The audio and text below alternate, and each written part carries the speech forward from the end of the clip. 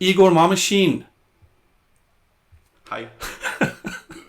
Russian Japanese. That's right. Are your Rare combination. parents Russian? Russian and Ukraine. Yes, I guess that makes me Japanese. Well, Mameshini is actually a Japanese name. It means traveler. So it's for people who were traveling between Russia and Japan in the past, and the name stick, I Okay. guess. Yeah. And Russian is a language and Ukrainian is a language, right? Yes, yes. Is it like Spanish and Portuguese? Sort of the same, but Yeah, not really? it's similar but different. Yeah, yeah. Different enough that people who speak these languages have trouble understanding each other. Oh, okay, okay. Yeah, That's what languages are designed to do, right? that's To right. make it Yeah. hard to understand each other. So you're the CTO of AgileStacks. Can you tell us what that is before we get into this freaking awesome conversation about the 7 deadly sins of infrastructure as code? Totally. AgileStacks is a DevOps automation company. We provide certified stacks of technology that is tested and validated to work together. So we offer several stacks: machine learning stack, application stack, optimizer stack. And these are based on infrastructure as code approach, and you use it in order to jumpstart your infrastructure as code efforts. So instead of writing all of the scripts yourself, you use our tool in order to create these stack templates as infrastructure as code in Git, and then it becomes a central source of truth for all of your environments, and then you use our tool in order to deploy this infrastructure from Git into your cloud accounts, AWS, Are you Azure, and using GCP. are you using Terraform or are you competing with Terraform? We mostly use Terraform, yes. Okay, do you use CloudFormation? Sometimes for those things that are not well supported by Terraform. Yeah. And Igor, so you built an open source tool that is free to use, Yes. and then you're using the classic managed services as a revenue model then, correct? Correct. Yeah. Yeah. So, so if I am a startup that has built I've graduated beyond proof of concept, I have customers, and I'm sort of lobotomizing and plugging and playing my AWS infrastructure, adding things as I sort of go along, and now I have a Frankenstein. Can I go to AgileStacks and run /configure and you'll read all my infrastructure and put that into a big JSON array? That's a hard ask. Yeah. So that's a messy problem to solve. A lot of people do ask. Yeah. Yeah. But unfortunately, in many cases, we kind of have to reset and reorganize the existing infrastructure to understand how it was created, and then recreate it using the infrastructure approach, infrastructure as code approach. So, for instance, I will come to you. I will sign up and say, AgileStacks, please help me with my infrastructure. You'll come and recreate it as code.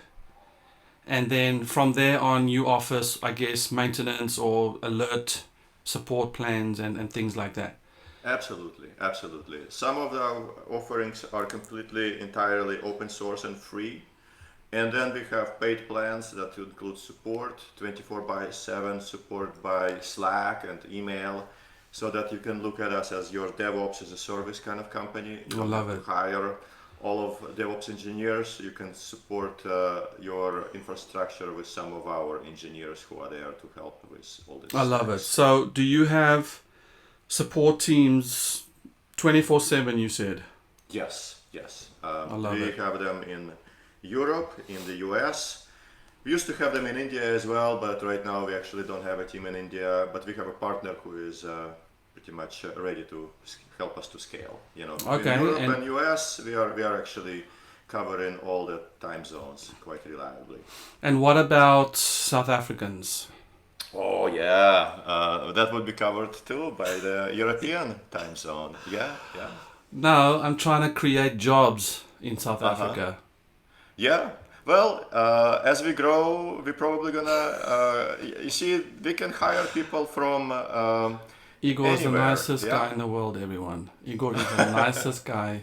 This is basically how our road trip went from Vegas to San Diego, was this kind of conversation. That was fun. Um, We had a good time. we had a good time. Yeah. But those were good times when we could sit in the same car uh, and ride and don't worry about all this coronavirus and everything. Yeah. That's terrible. Yeah. So, just a final question on AgileStacks. Do I have Slack access to my DevOps as a service AgileStacks team? Yes. Do Yes. you share a channel, or how do I invite you into my workspace, or what? We have a private channel for our customers, so each customer gets their own private channel. We also Okay. have a one general public channel where it's just like basically chat, for, public chat. But Okay. for support issues, we of course use a private channel, and that's our customers. That's a preferred way to reach out to Okay, us. I love it. I love it. Well, I know quite a few startups, and are you at liberty to say kind of how your growth has been? I'm assuming in this, as infrastructure grows more and more complex, this is becoming more attractive offering. Oh yeah, yeah. We are getting busier and busier. Yeah. We are also listing some of our certified stacks in AWS Marketplace. Just a heads up. So it will be easy to launch some of this ML stack, application stack, optimizer stack just by selecting an entry in the marketplace. So do I go to, and then on GitHub, do I just go to Agile Stacks? Yeah, yeah. There are a number of interesting repositories there. One of them is AgileStacks components, where you're going to find over 70 different components that we provide. Okay. And then another interesting stack is called ML Stack EKS, and that is a bundle of different tools that essentially provide you a tool set for machine learning on Kubernetes. So it deploys Kubeflow, it deploys Spark, it deploys Jupyter notebooks, all of it together bundled, ready to work the instant you basically deploy it. I love it. Well, I would love to get into this article with you. So you wrote an article, I think it went out yesterday, and since you obviously eat, sleep, and drink infrastructure as code, you came up with a list of the 7 deadly sins of infrastructure as code. And what I'd love to do is just go through each one, and then we'll just break it into as many episodes as we need to, but we don't have to squash it. You don't have to speak fast. We just go through each one, and you can just explain kind of what happens, how we get into those situations, and then what not to do. Does it sound good? Yeah, yeah, that's a good plan. So the goal is to help others to recognize these patterns and avoid them. Especially as we are talking to CTOs. How as a CTO can I look at what my DevOps team is working on, and how can I recognize those I would say anti-patterns to tell them to avoid it, right? This will hopefully help our fellow CTOs to get their DevOps automation into Love shape, it. right? So why don't you take us through the very first one, which immediately I can tell is an issue that I have. So you find yourself guilty.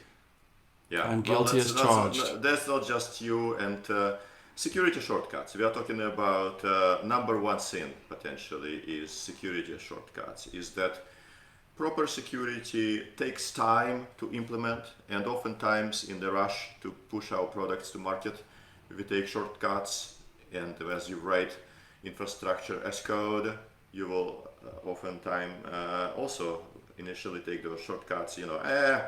I'm not gonna parameterize this password and store it in Vault. I'm gonna hard code it, or who needs to have a separate role for each bucket. I'm gonna use one role for all the S3 buckets that I have, and all sorts of shortcuts, right? But at the end, you will end up with infrastructure that has too many shortcuts, and not enough best practices implemented, like SSL, TLS, DNS. That should be part of every microservice, every application. It's just a basic requirement in my view. And if you go without that, you expose yourself to risk, right? So is there ever a case for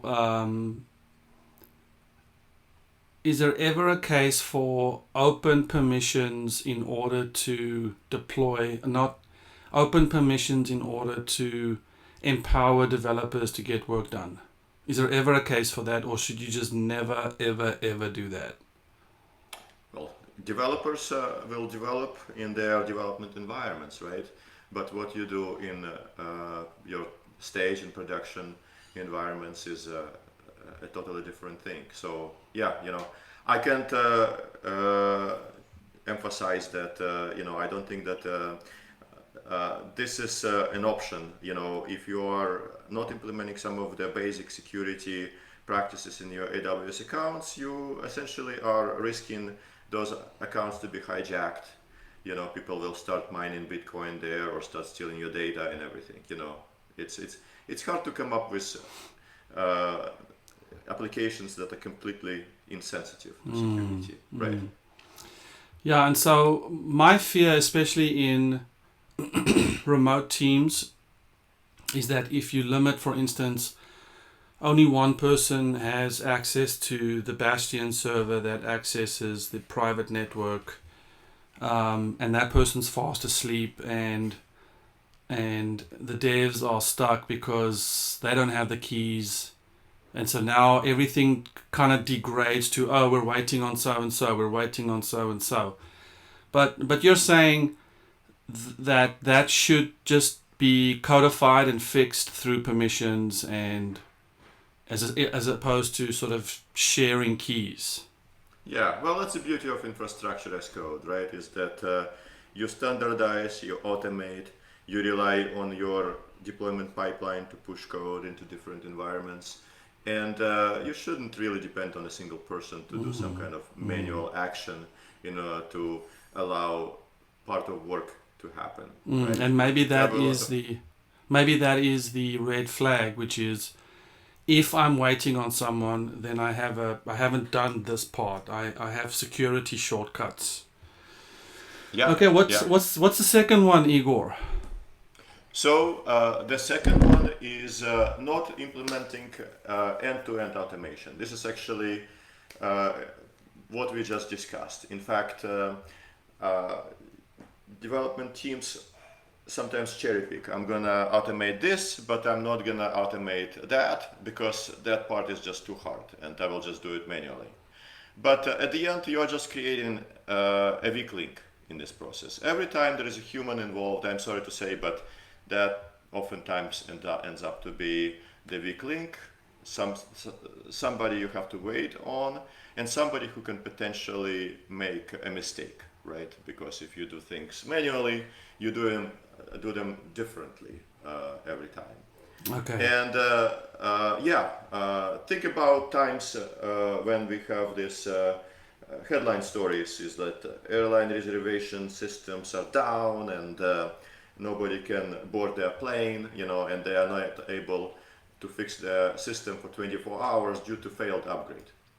Typically, the reason for this outage is not a software bug, but a configuration problem that happened during the upgrade, and now they have they are not able to roll back that upgrade.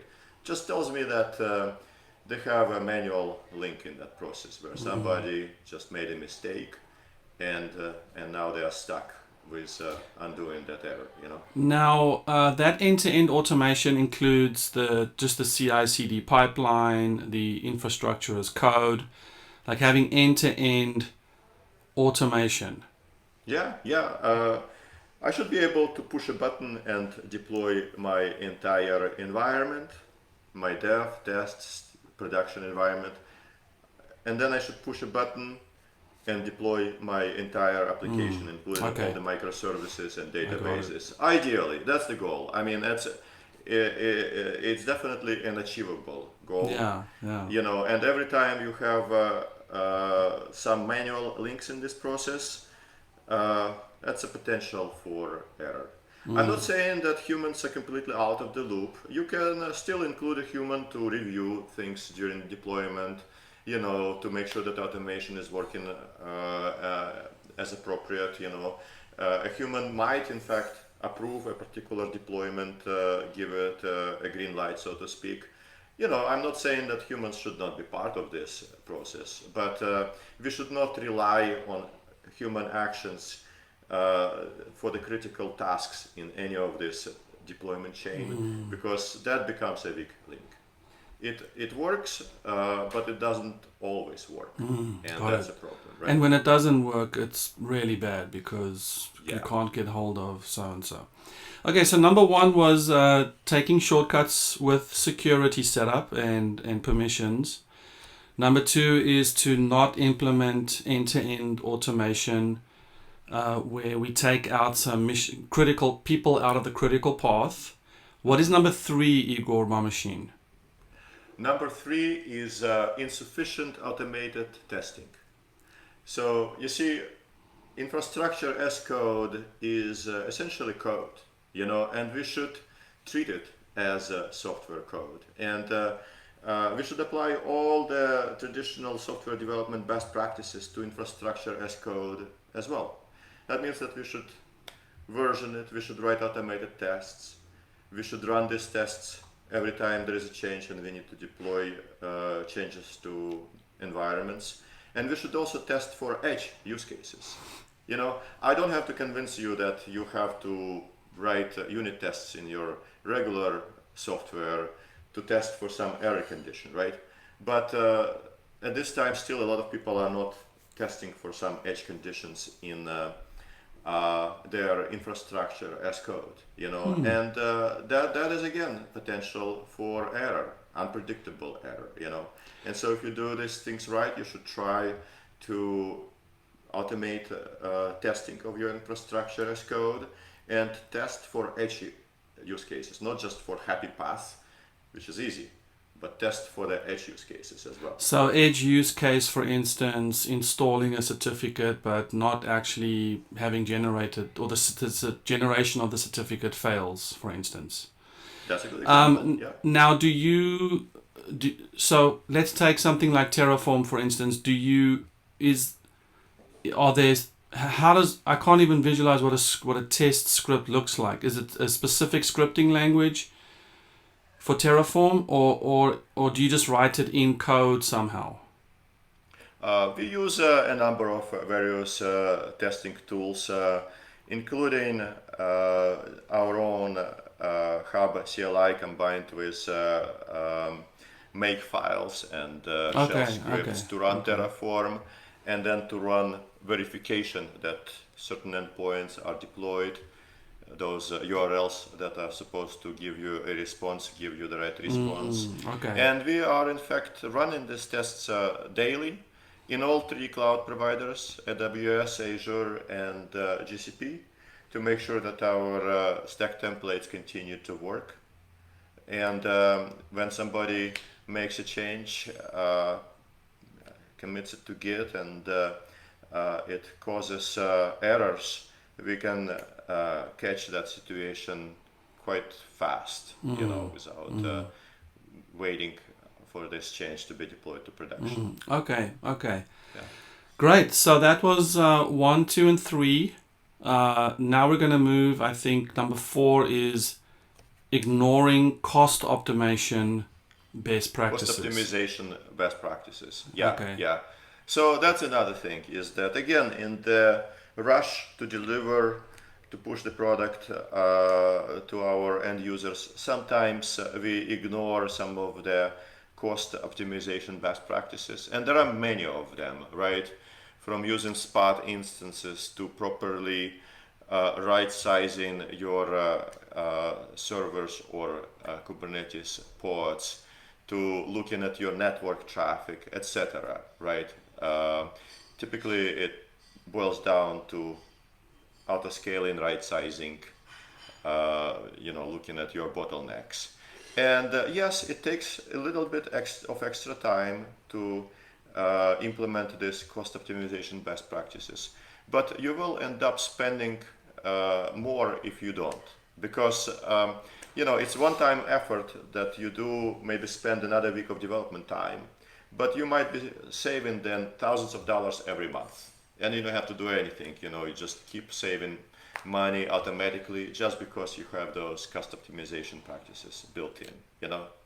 And is there a way other than setting up alarms or CloudWatch or to estimate cost? Or what I mean is, so CloudWatch and alarms and that will tell you when certain physical constraints take place. I guess with alarms you can also set billing alarms, right? When there's some sort of... They will ring you up when you spend too much. Yeah. But they will not stop their spending, right? The way how it works. They will warn you, but they will continue to allow you to spend more. Yeah. Right? Yeah. Okay, good. So so I think sometimes you're right. In the rush to get product out, you think to yourself, well, let me configure the fully featured Tesla with everything imaginable just to make sure that I can drive from Vegas to San Diego. Versus, hey, you know what? Just to get from Vegas to San Diego, you don't need, a fully featured vehicle. Maybe you just need a couple crucial components like 4 wheels and a chassis and 2 seats and a steering wheel. Yeah. Well, put together a MVP, but don't forget about cost optimization, because by investing an extra week of time into writing this automation, you're gonna save a lot more down the road. Okay, great. Especially if the startup or an enterprise gets into more mature stage of cloud adoption, we actually see huge range of spending patterns.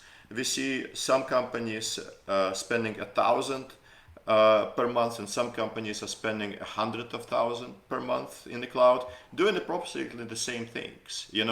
The range of cost is mind blowing. Really, like you might be able to do the same thing you did with 100,000, and you can reduce it down to 1,000. Yeah. And actually, to address that need, we have a new stack coming up. It's in beta testing with several customers right now. It's called Optimizer Stack, and that's the goal. There is to help you to analyze your cost by using tags and namespaces. Also help you with finding underutilized resources and alerting you on that. And those are a few things that are kind of like low-hanging fruit that when you start looking at it, you can start reducing. Yeah, like I have a, like if you have an M2 large instance configured, but you're not using it anymore.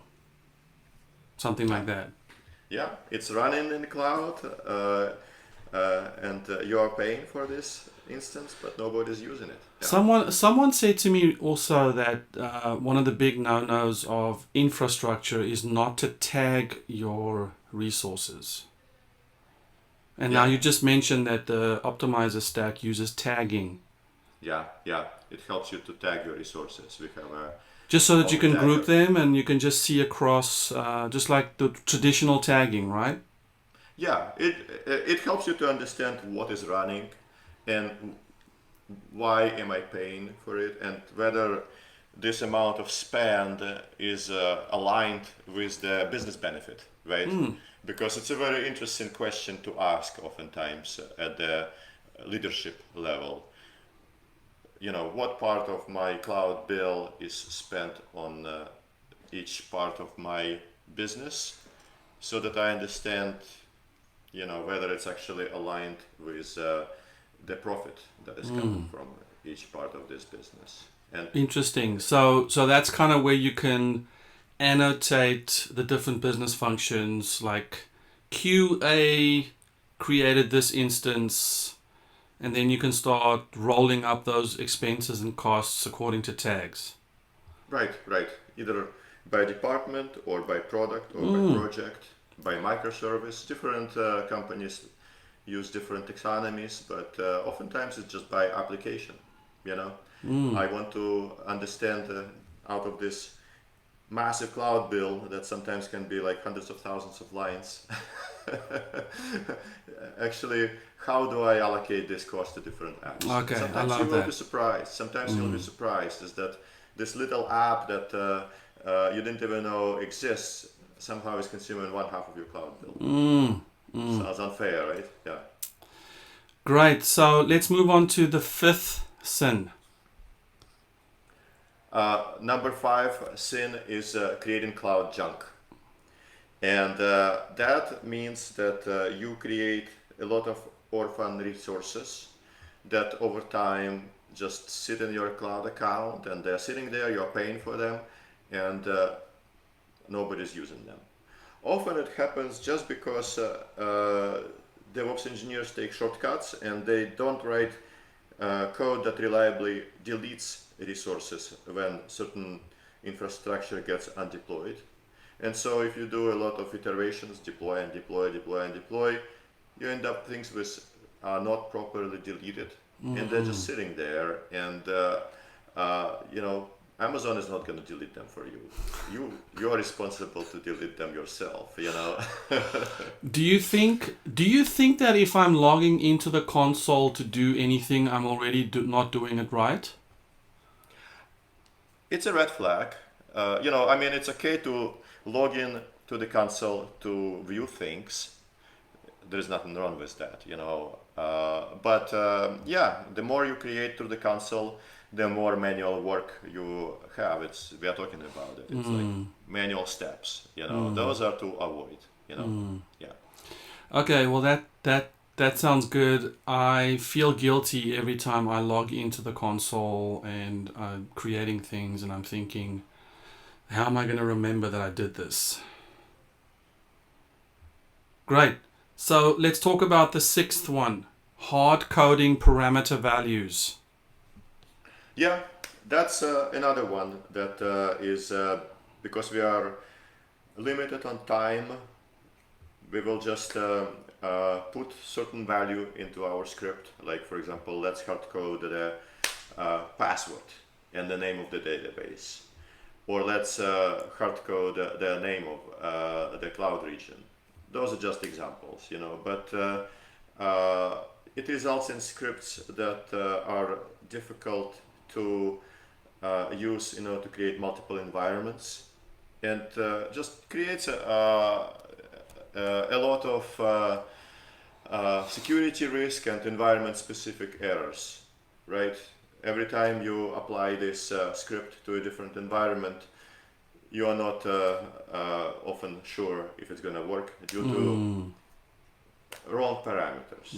Applying a misconfigured parameter value is probably the number one problem in various types of deployments. And we're talking about scripts in the same way that a software developer might take shortcuts by hard coding, global variables or parameters. Okay, yeah. It's exactly the same thing, is that when you write your Python code or Node code, you try not to put certain constants into your code. We all know why, right?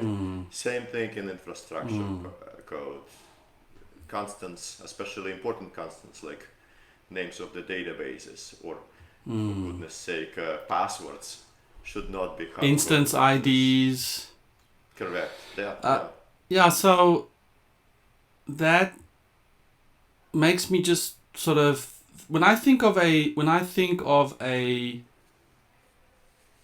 Terraform script. Now, I haven't worked with that. I've sort of just looked at it, but I haven't actually ever used it in production. I think of just these scripts are like little 20, 25 line little bash scripts, but it's not. They're blocks of YAML, lots of YAML, right? Yeah. So, but we're talking about just hundreds of lines of code, right? I mean, we're not talking about simple We're talking about scripts. sometimes thousands of lines of code. Yeah, tens of thousands of lines of code. Yeah. Are we creating class objects and instantiating classes? And I mean, are we coding to the level of?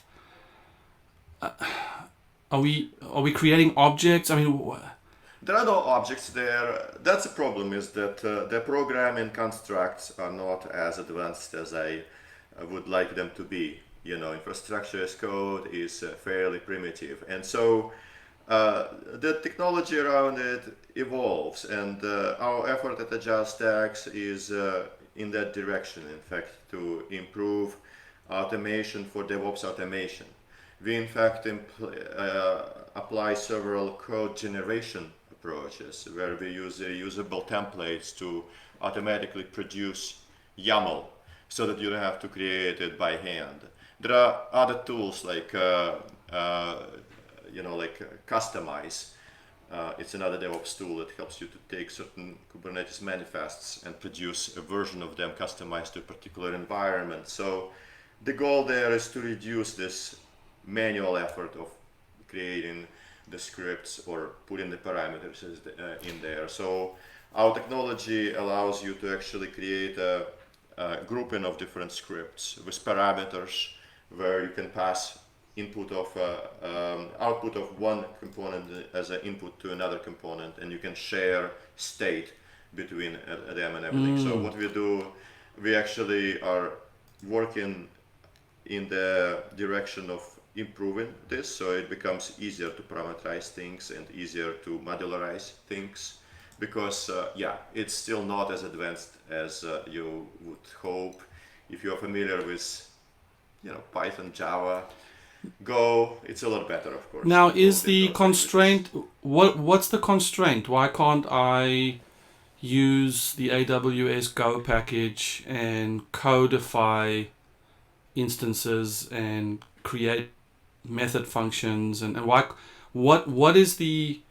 do we have to compile it down to YAML? Is it because of Terraform or CloudFormation, or I guess it's historical, and also because it's supposed to be both machine and human readable code, and so we are stuck in this situation where we have to code both for the humans and for the machine to understand. Now that's an interesting question, whether DevOps engineers are software developers or not.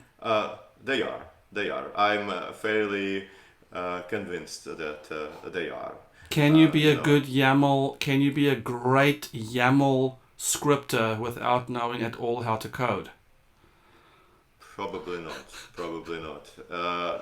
You see, that's the thing, is that I think that we are getting to the state where there is a lot more software development in infrastructure as code than people realize, and a lot of it, there's a lot more of it also happening, is that we all think about DevOps scripts. This is just a few hundred lines of code. Most people are surprised to know that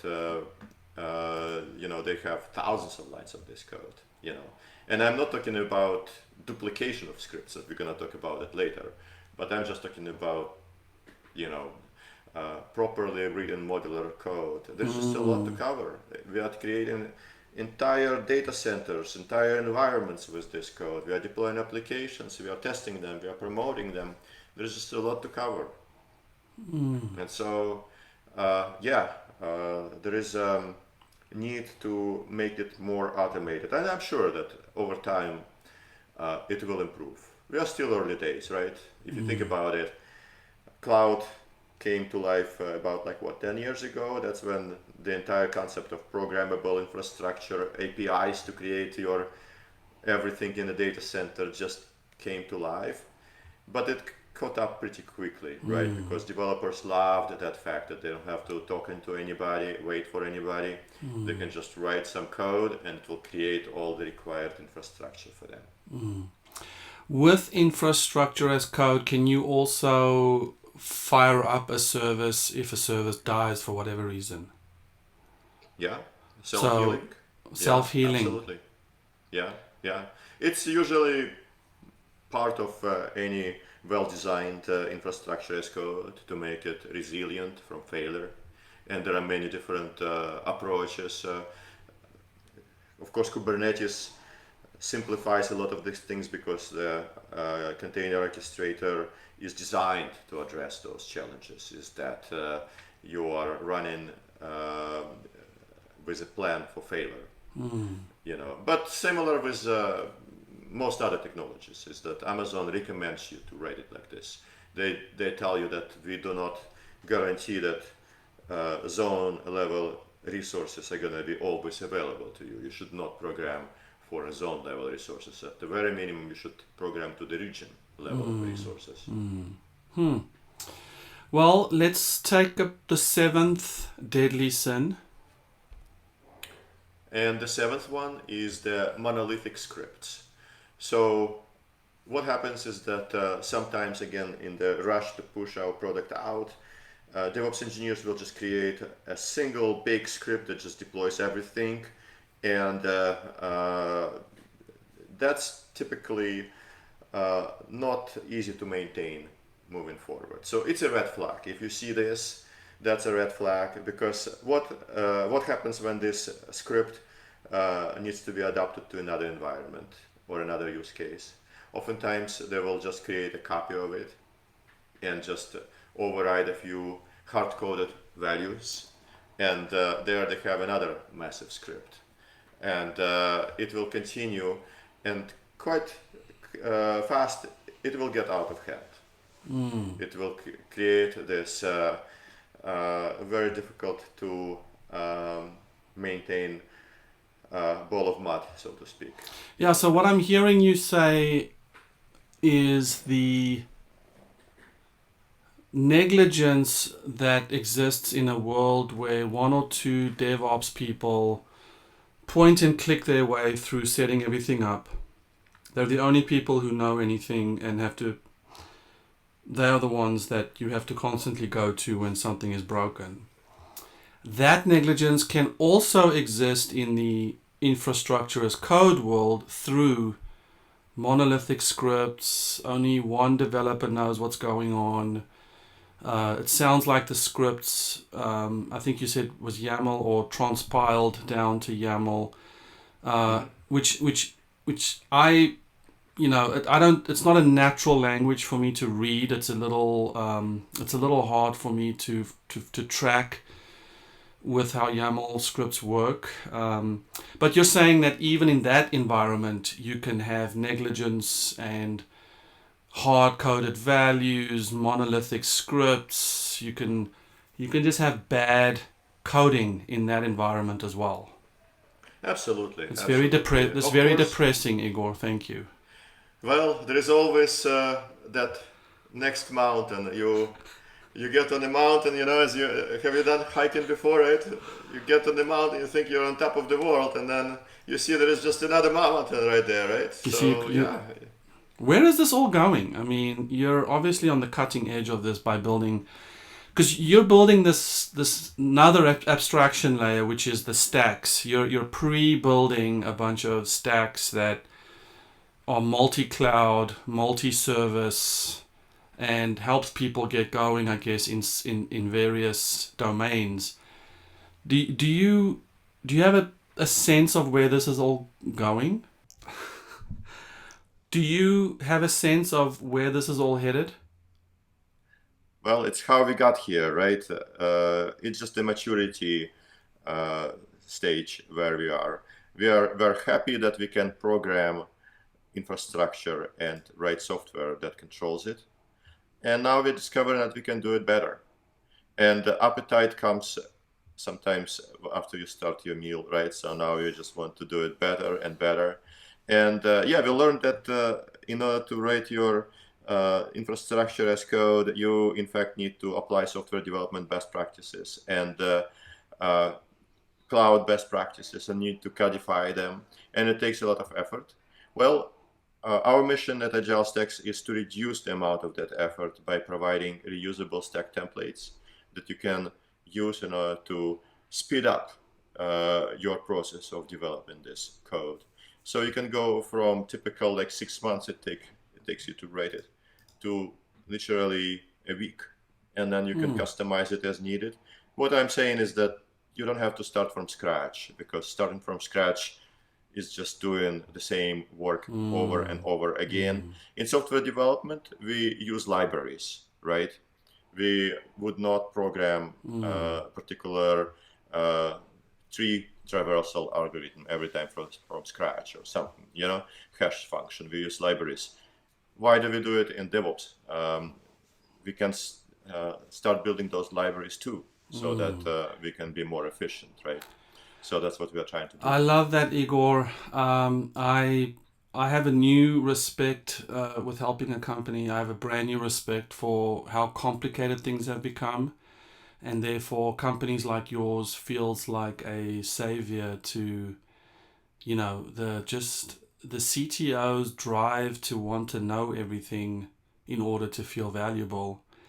I think part of the knowledge is not how does DevOps work, but how to speak to companies like yours to get that stuff done for them. So I love that. Do you have any interesting questions for me, brother? I mean, are we good, or do you want to? So what do you think was the most surprising part of this? In this sense, are you finding yourself a little bit surprised that you were not aware about some of these things? You know, I think I felt intuitively that they felt right to me. I think the one that I'm stuck on is the pricing and the cost optimization, because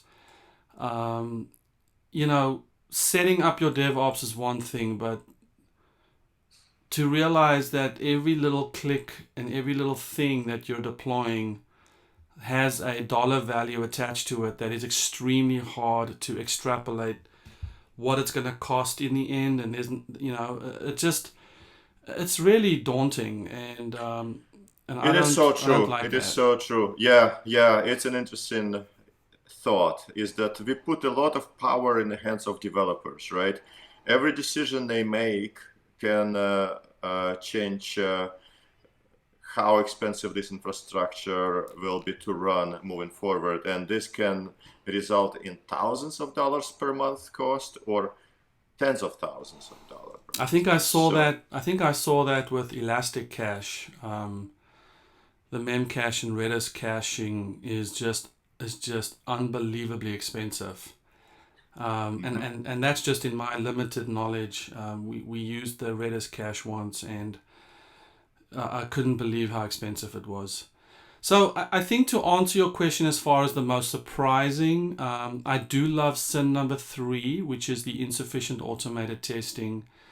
It is interesting to think of DevOps scripts as things that can be unit tested. And so that was great. No, Igor, I really appreciate this. This is a fantastic article. Go check it out at agilestacks.com/blog.